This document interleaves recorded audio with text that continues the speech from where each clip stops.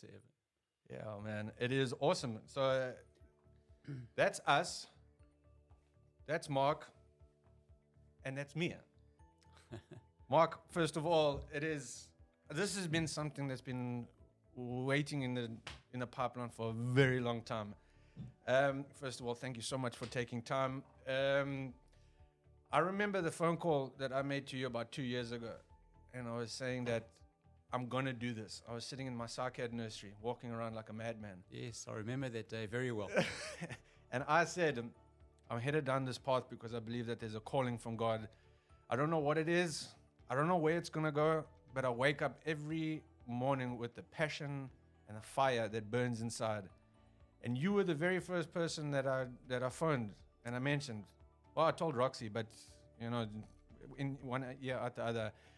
But for me, it started when I'll never forget when I first came.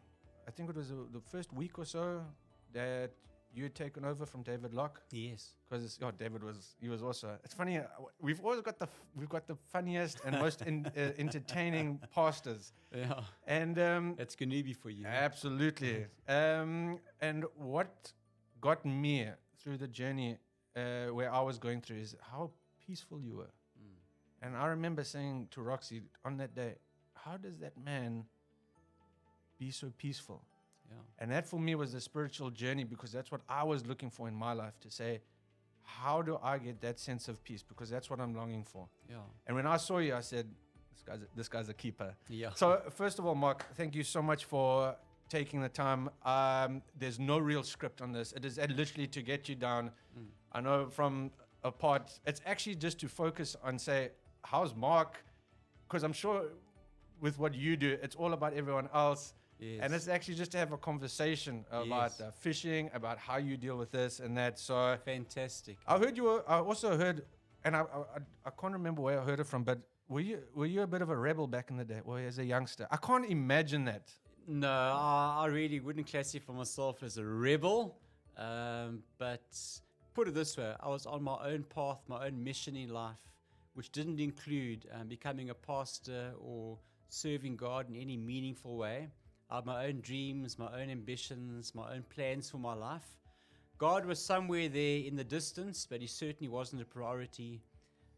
But then things took a radical turn, and it took me on one great adventure, which continues today. But just going back to what you said in your intro, I still remember, Ryan, that conversation with you about 2 years ago. And I sat in my study riveted. Because it's not often I hear conversations like that. People normally come to me because they've got a problem they're wanting me to solve, help me, show me, pray for me, etc., which is a privilege. Advise me. But your one resonated deeply within me, because I saw a man who truly wanted to make a difference. We're living in such a climate of negativity, such a climate of pessimism. Social media is full of all that's wrong. And was somebody who was operating in a different spirit, almost a countercultural spirit. They wanted to bring people's stories to the fore and inspire people with hope. And really, that's what I live for as well.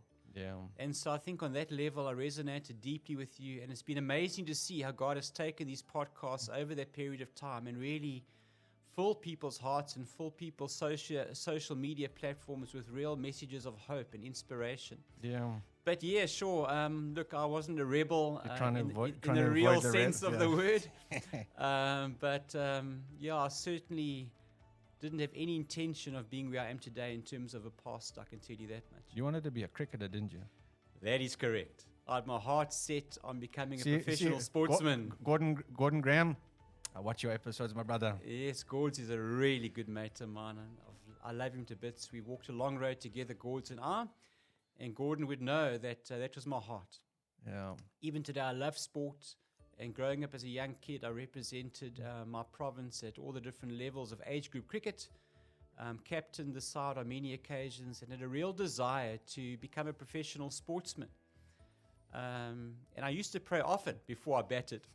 Lord, if you help me to score 100 runs, please don't give me a duck. Do this or do that. And, don't give me a duck. But that was just all, wishful thinking. It was in my matric year at Solomon College that I truly had a life-changing authentic encounter with the living Christ. You still remember that day? Oh man, I remember that day like it was yesterday.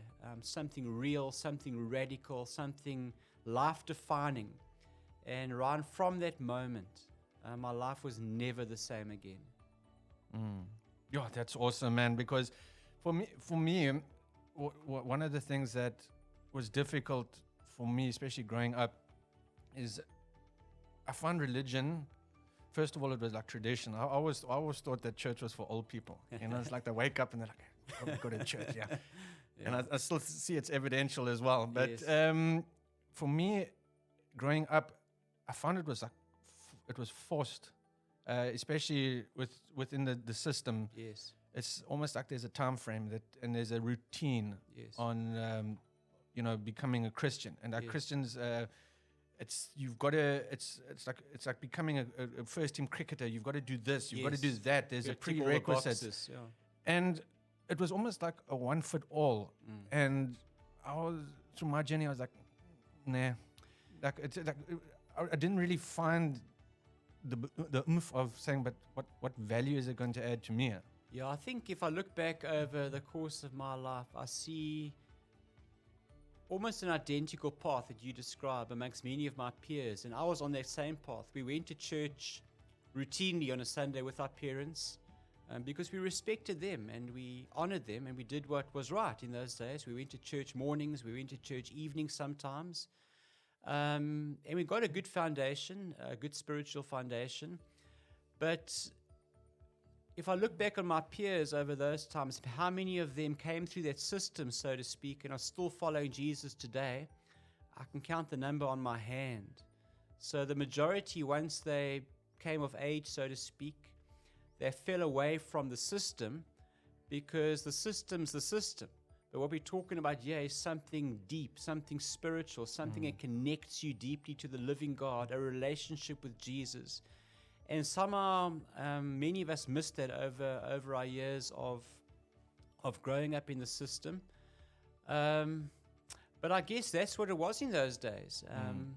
And I just know that in my matric year, had it not been for a real divine intervention from God himself that turned my life upside down and said, Mark, I've got something for you that's bigger, that's more incredible than you could ever have imagined. I want to use your life to impact the world and impact nations. It took that radical encounter to snap me out of religion because I was a very religious person, but religion wasn't cutting it for me. I needed an authentic relationship with Jesus. And right from that day, literally, things just turned around for me in every possible area of life. My perspective on people changed. My perspective on resources and money changed. My perspective on success. What does it mean to live a successful life?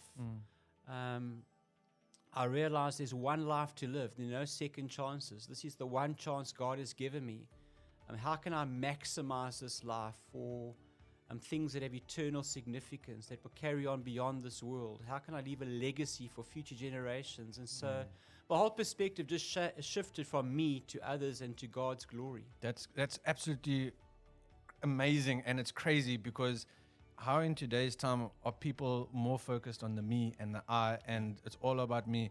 And I think I was went to Cell with your sister last week, and she mentioned about being lazy Christian, and it's crazy when things hit you at the right time, and but it requires work, it requires a commitment, and it's crazy that being a Christian, giving your life to the Lord, you view things completely different. And I mean, if I look at it, I mean, I remember the day where I felt a calling when and this to me is where it changed my life, is where I remember the riots were happening in Durban, and I was watching it while I was having my cornflakes, and I saw the ladies crying because they knew their jobs had been taken away, and I just felt this power, you know when you say you can't explain it, and I just say that there was an urge for me to help. Yes. And just I don't know what it was, and I said I can just try and help people, but it also exposed me to the real me, identifying that I'm a compassionate person, that I like helping people. I've always been a subservient approach. And then I was like, but those are godly principles. And I'm like, Yes. okay, but that's God outlines the principles and let me at least live by them. But See, I just love that. That resonates so deeply with me because that's really my DNA as well. And I think we're living in a day and age, sadly, where a consumer mentality, a consumer mindset has even infiltrated the church.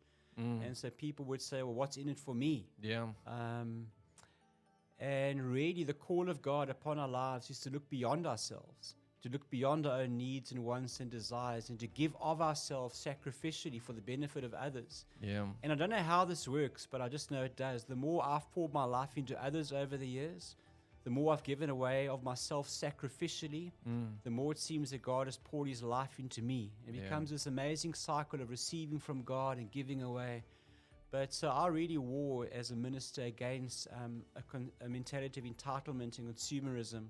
But you must see it now more than ever how actually bad it's getting. I mean, we talk about trying to keep the principles and keep the true essence of Christianity in the church, alive and well, and especially in the youth. But if you look at the landscape of what the youth and that are exposed to, or even what we exposed to, it's a lot more destructive and a lot more dangerous than it was maybe when you were.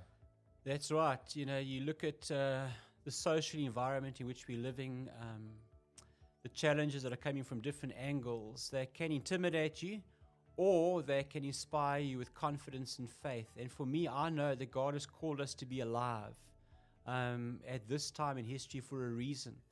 And I think in Him, if we take the time to listen, we've got all the wisdom we need, all the spiritual resources, all the insight to deal effectively with the spiritual and social challenges of our day.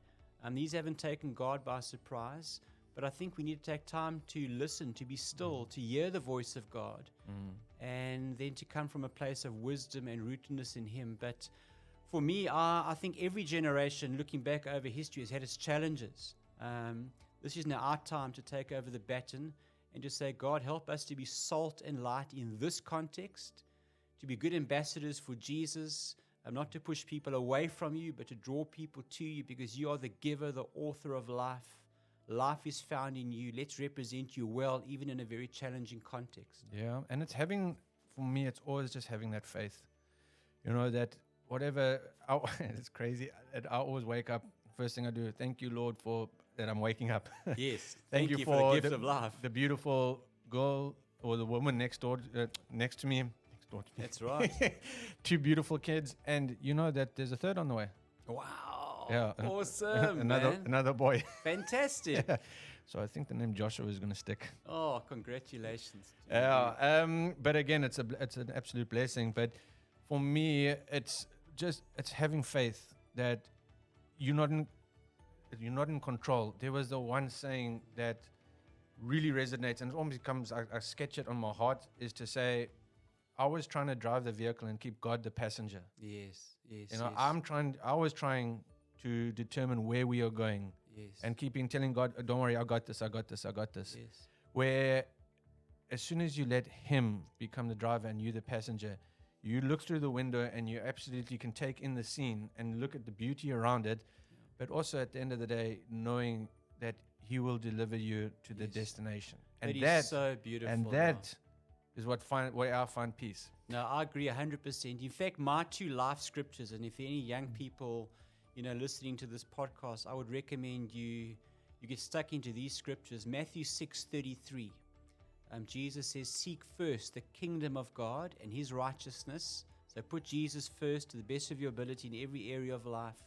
And all these other things will be added unto you as well. And the second one is Proverbs 3:5-6. Trust in the Lord with all of your heart. Yeah. Lean not on your own understanding. In all your ways acknowledge God, and He will be faithful to direct your paths. And Ryan, I tell you, as I look back, you just see the invisible hand of God weaving through the course of your life. Even those disappointments, even those setbacks, even 100%. Those times of failure and tears. He redeems even those hard times and turns them around for your good and for His glory. But my gran, she was a wonderful ambassador for Christ, and she often used to say to us kids, You know, life is like a tapestry. Remember, our grands used to love these tapestries, and she'd often take the tapestry and turn it around and say, "Children, what do you see in the back?" And we'd say, "Gran, we just see loose ends and knots, and it looks a big mess. It looks out of control." She said, "Well, that's how life often appears to us. It looks messy and nasty and out of control. But you turn it around, and now what do you see?" I said, "No, Gran, I see a beautiful, complete picture." And she said, "That's where you learn to rest in God. He's got perspective we haven't got. He holds our lives, our tomorrows in the palm of His hand. Trust Him to work it out. He will be faithful to connect the dots." Yeah, man. Oh, that's awesome. Having one-on-one is amazing. Yeah. But you hit an important point there as well, is that you were brought up in that environment already. Yes. Not a lot of people have that, well, I wouldn't That say foundation. that foundation, yeah. Yeah. You know, and sometimes, you know, you always ask, like, if you were never exposed to it, would you have, you know, had that encounter? Would you have walked the path where you are now? And, but the most important thing is you hit the important word there, foundation, is how important is it for a family, especially a husband and a wife, to set the foundation for the future generation? Yeah, it's such a brilliant point you raised there, Ryan, because I'm indebted to God. I'm so incredibly grateful to Him for the parents He gave me. My mom and my dad, besides what they said in terms of sound advice, they lived Jesus. They modeled Jesus. They radiated with Jesus. So it was never a case of them forcing us or twisting our arms. They were just incredible role models of humility, of integrity, of serving Jesus wholeheartedly. And I think that foundation can never be underestimated. Even now, look at mom and dad, they're in their 70s. And every time I look at them, I feel this huge sense of gratitude for the heritage I've received from them, which I've now passed on to my children, who will hopefully pass it on to their children. It's become generational faith. So I can't take that foundation for granted. And my heart does go out to the generation I see emerging now, where often these unstable families, there's very little spiritual foundation. And so it is a challenge for many young people growing up in this day and age to find identity. Yeah. Who am I? Why am I here? Who are my role models? Where do I find purpose? And so, my foundation, and the Bible says too, much has been given. Much is required. And I look at what God has given me in terms of parents and a spiritual heritage and strong foundations, and I realize that God expects a lot of my life, having invested that much in me as a young person. Yeah, wow. And it's also amazing because you find the peace element in it, because there's a big search for peace, and you can only find that peace spiritually. You know, it's almost you feel protected, you feel guarded, and that you feel safe. And I think that for me, for a household to feel spiritually safe, is something that I'm trying so hard to do. You know, that no matter what the day has lined up, no matter if it's a good day, it's a bad day. You mentioned as well about having the sense of gratitude, but gratitude for me comes from appreciation, and appreciation comes from when you actually have that self-introspection. Yes. To say, I'm blessed to have X. I am blessed to have Y. As soon as you start saying that, even if you start saying that, you're saying, wow, okay. And then then you're like, but if it's not there, then wow, what would I do? I heard something funny the other day. They said, if you could live today, or you could have the things today for what you were grateful for yesterday. Yes, amazing. But I've just, it's a cliche, but I totally believe it's true, to live with an attitude of gratitude. So think about the moment you wake up, and maybe you're someone like me. I like to start my day in the Bible and in prayer. Before you start asking God for 1,000 things you think you need or things that you want, how about taking a moment to pause and say, Lord, before I ask you for all of those things, let me thank you for what I really do have. And not just for what I do have, but for what I have in you. Thank you for your character, for your grace, your love, your mercy, your faithfulness. And somehow that thankfulness, that gratitude just puts life in perspective. Yeah. I realize I've been on the receiving end of so much grace, of so much favor, of so much love. And then from a perspective of peace, as well as I know, we're living in a world where peace is lacking. Yeah. I make a living, so to speak, of dealing with people every day in my office who have no peace. Yet materially, financially, they've got everything you could ever wish to have. So somehow those dots aren't connecting between wealth or materialism and peace. There's something deeper lacking in their lives. And I think peace is sourced, is found in the Prince of Peace. Absolutely, man. And so what I do every day, especially the busier the day, the more I do this, is I take a moment to sit at the feet of Jesus, just to be quiet, to lay my life before him, to immerse myself in his word, in his truth. And suddenly I find myself facing the same day, the same challenges, the same problems from a place of peace and perspective. I'm not anxious, I'm not rushed, I'm able to operate with wisdom and clarity, but it takes discipline. Absolutely. To just take that moment out of a busy day to say, Lord, I'm pushing pause. I want to align my mind with your mind, my heart with your heart. I want to sit at your feet, allow you to fill me with every resource I need to be effective as a husband, as a father, as a pastor. And from that platform of peace, be able to operate effectively as a human being. Yeah, and having faith that whatever happens today is because of God's plan. That's right. It's that mindset, because I was having this conversation with, I think, Roxy the other day, and I was like, when I was growing up, Christianity wasn't cool. Becoming a Christian wasn't cool. Like, there was no draw factor to it. But I'm thinking it is the coolest thing in the world. Like, literally, to be in the presence and be filled by the Holy Spirit. I said to Roxy, it's the spiritual coffee in the morning. That's right. I mean, when you get filled with the Holy Spirit and you get amped, That's I'm the right. one clapping in the car on That's the way right. to singing with my boys, That's right. singing Jesus songs and, teaching my boys how to be grateful for what they have. Yeah. And you're just equipping yourself with whatever the day has, that you're meeting it with the shield of God. Well, I just can't think of any better way to live. I think the Bible says one day in your courts is better than 1,000 days elsewhere. And the more I follow Jesus, I've been doing this now for over 30 years, the more I love him, the more I'm just full of desire to serve him more, to know him more, and just to represent him well in the world. Yeah.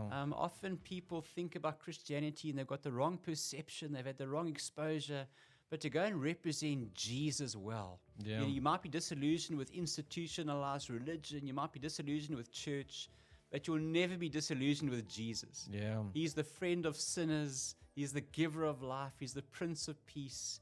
He's faithful to the end. Yeah. And so I just want to go and represent him well when I surf, when I fish, in every context of life. Just go and show the world this amazing, amazing God. Yeah, and it is. It's truly remarkable. It's amazing. And when I took my first, like when I actually made the commitment to really hands off, hands free, just go with the flow, let God take control.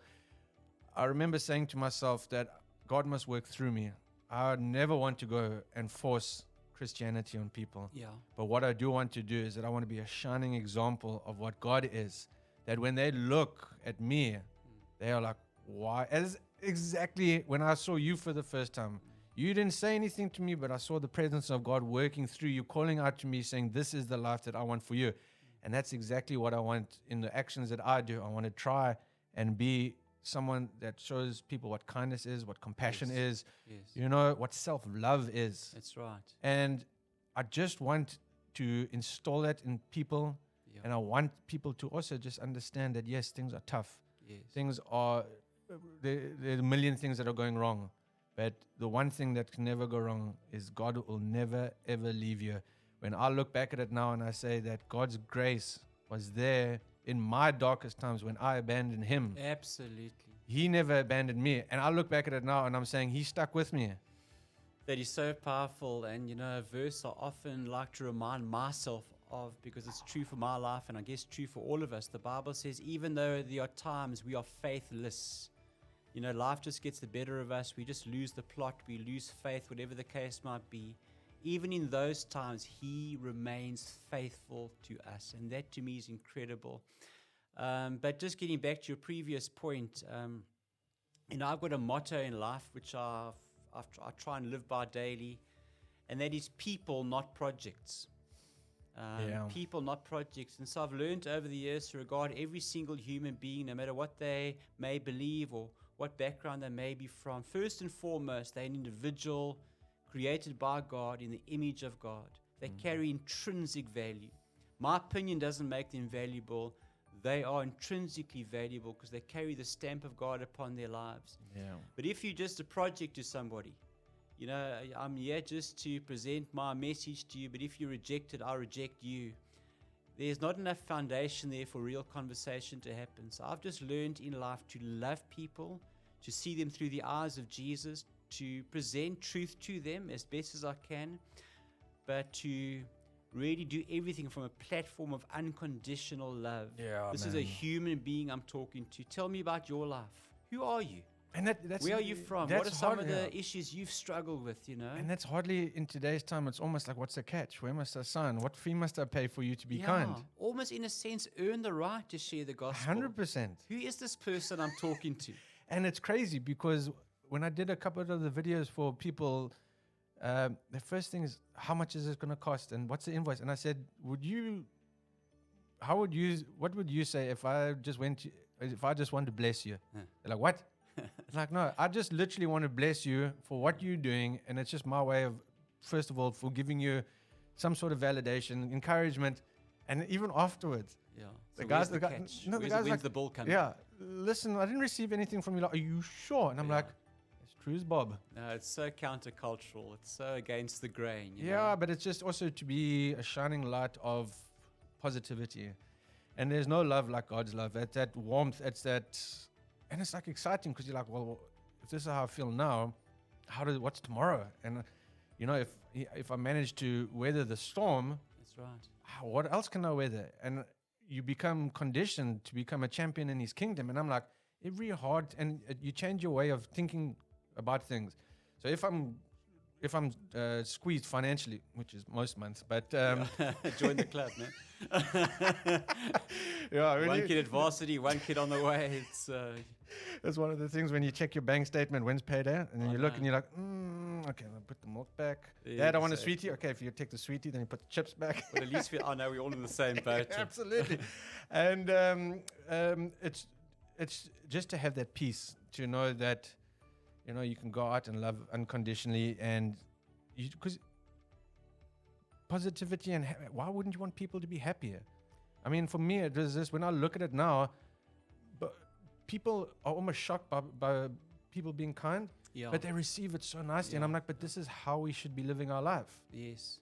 You know, I had the most amazing experience yesterday, which was deeply personal, but really touching. I went to go and pray for a lady in Ganubi who, I guess, is in her last moments of life. She's dying of cancer. And I went to go and pray for her, and I spent half an hour with her, but she seemed to be unconscious or in a coma, so I didn't know how much she was understanding or taking in. But I just prayed for her and spoke words of life and hope to her, and hoped she was able to hear it. As I got up to leave, I was walking towards the door, and I thought I heard a whisper, and I thought the whisper said, "Wait." And I thought, let me just turn around and listen carefully again. And lo and behold, this lady with her final breaths was saying, "Wait, wait." And so I went back to her and I said to her, "Was there something you wanted to say to me?" And Ryan, with one eye just half open, with her last breaths, she mouthed the words, "Thank you." You know, and it just took me, it struck me so deep that was a lady who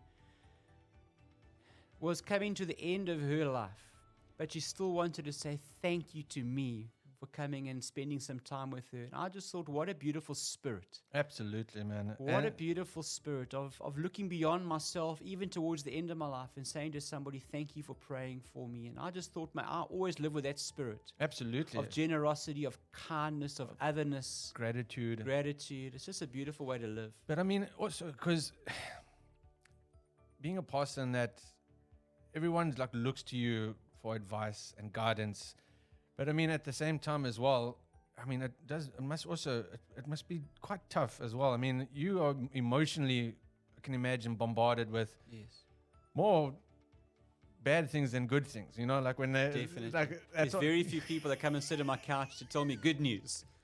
Mark, everything is going Yeah. so well. Most Yeah. people come with some or other problem. No, but I know that's the game that you committed to, and I know that you're such a beacon of hope and foundation for a lot of people. But I mean, it must have its challenging days as well, where you are almost like spiritually, emotionally, physically. It does. You just like, I just want to literally zone out. Yeah, and it's such an important question you raised there, because many people who've come before me have actually burnt out and dropped out of the race, because the emotional and spiritual toll can be so high on a person in this position.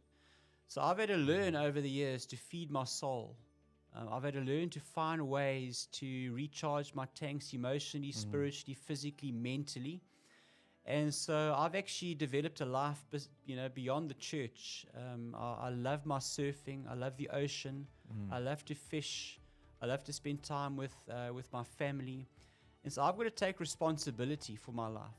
I can't expect anyone else to do this for me. I realize I've got, a lot of ministry which takes a lot of output, and I can't allow my output to exceed my input. I've got to take responsibility for filling my tanks. And I think, Ryan, over the years, I've learned the hard way. I have come close to burning out. I have almost crashed at certain times in my life. I've learned the hard way. So I'm not saying I've got this absolutely waxed. I've had to learn over the years to say no to some very good things. Yeah. Not every good thing is a God thing. You can burn yourself out doing amazingly good things. So I've got to say, God, is this a God thing or is this a good thing? Yeah. And I commit myself to God things and say no to some good things. And then just learn over the years to just find the balance in life. I can reach the whole world, for example, and lose my wife. Yeah. Reach the whole world and lose my kids. And in my mind, I've lost everything.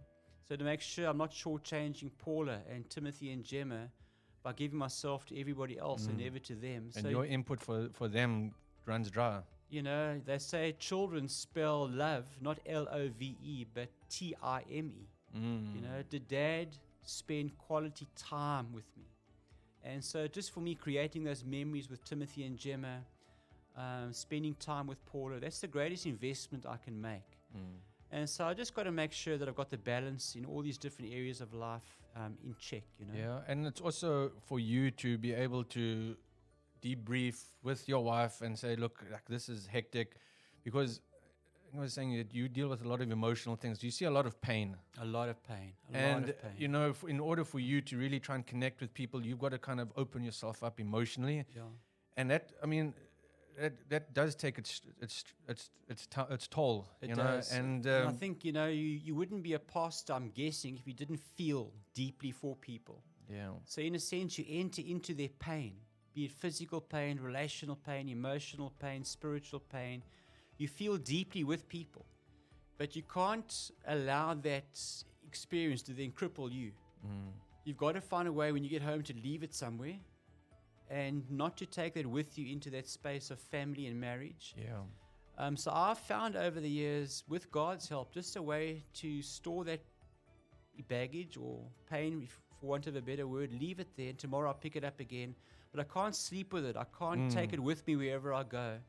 Otherwise, it just ends up immobilizing you. So, there's a lot of brokenness, a lot of pain you deal with, but you've got to find, with God's help, a way to just compartmentalize and to not allow it to cripple you. Yeah, absolutely. Because on the flip side, you must have seen some amazing stories of redemption. You must have seen amazing stories of supernatural working. And I think even little Colby as well. I remember when in December we were all skiing, and I think that was the first bit of news that we heard. And I remember we all came together and we said, this is beyond us.